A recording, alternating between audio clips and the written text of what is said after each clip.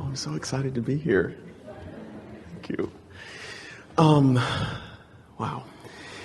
I've heard you speak about dis-ease and how dis-ease is a manifestation of thought. And somehow, late in my college years, I manifested a troublesome skin condition. And it's very debilitating to me. And I want to know how to shift my energy in a way that will cause me to focus less on the dis-ease. Well, you have to decide. Now, this is a really good basis to have this discussion from. You have to decide what is the trajectory that you most choose.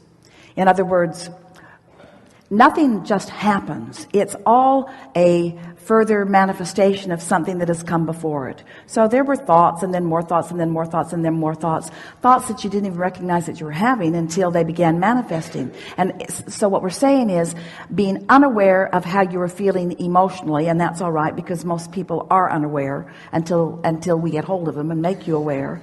But so ignoring the emotional symptoms, ignoring the emotional symptoms of split energy until there is enough evidence of them that you can't ignore it. And those are sort of key words, so much that you can't ignore it. What we would like to say to you is that there's never a time that something is so significant that you could not ignore it. But by not thinking about something, you have to think about something else. So you got to get general about it. Do you accept that everything that happens is a manifestation of thought? Are you asking me? Yeah.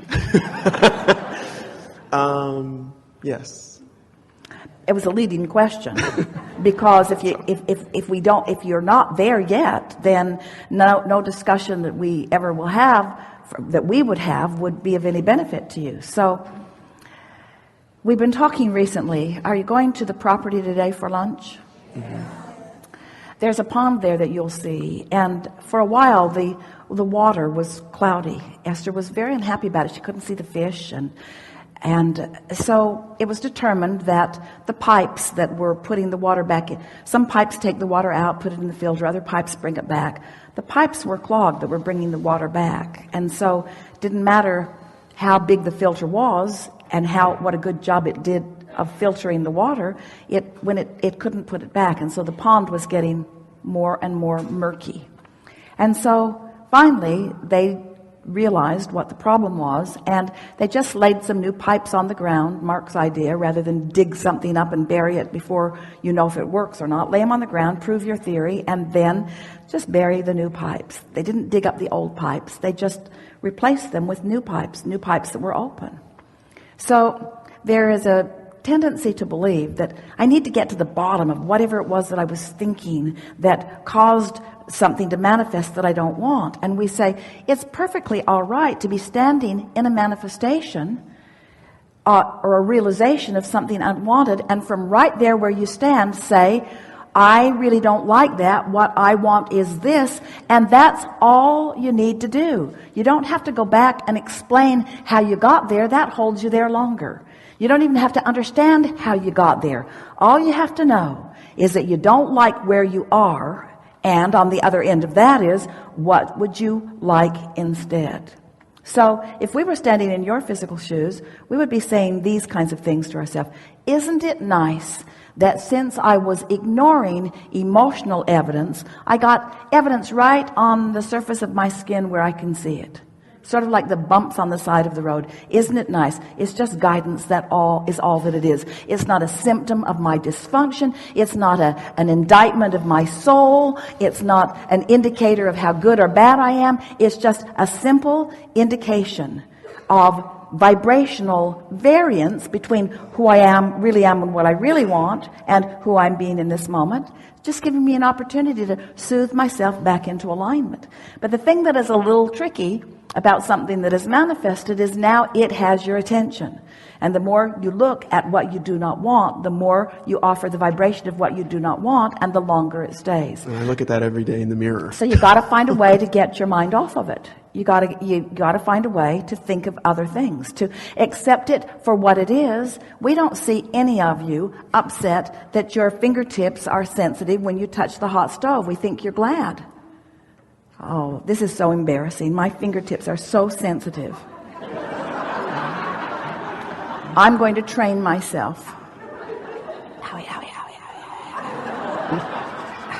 If I do it every day a little bit, and we say, don't do it at all. Don't do it at all. Let your sensitivity serve you, you see. And so, yeah, there are negative emotions that you've been willing to endure. And we want all of you to stop doing that. We want you to all become vibrational snobs. Why put up with thoughts that don't feel good?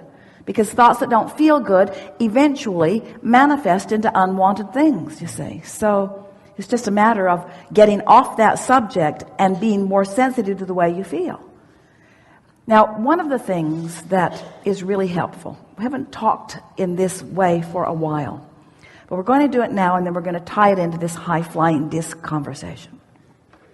So when you have a manifestation or a realization of something, it always brings with it an emotion.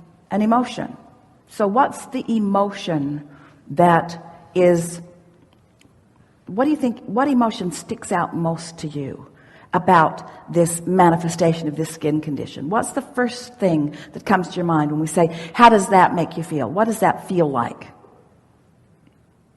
I'm not sure I understand the question. We're asking you that when you do look in the mirror, and when you do acknowledge that you have this skin condition, what is the emotion that you feel? Do you feel out of control? Do you feel powerless? Do you feel annoyed? Do you feel irritated? Do you feel confused? I feel unattractive. So you feel like if someone else, you feel that if someone else were to hold you as their object of attention, that they would not like what they see. Yeah. So whenever you're able to identify what stands out most, and that is what stands out most, then you got to know that you have that going on even before that. In other words, you care too much about what other people think. You sort of contour your life. You don't want to because you're a freedom seeker. Oh, you are such a freedom seeker. But you still care about what other people think. And have you noticed, it is such an interesting thing, that when you're on a high-flying disc and they're not, doesn't matter how much you talk to them, they can't hear you. And if you care about what they think, when you're on a high-flying disc and they're not, and they won't join you, and so you're talking, trying to explain because you care how they feel, because you care what they think, you're going to get a rash.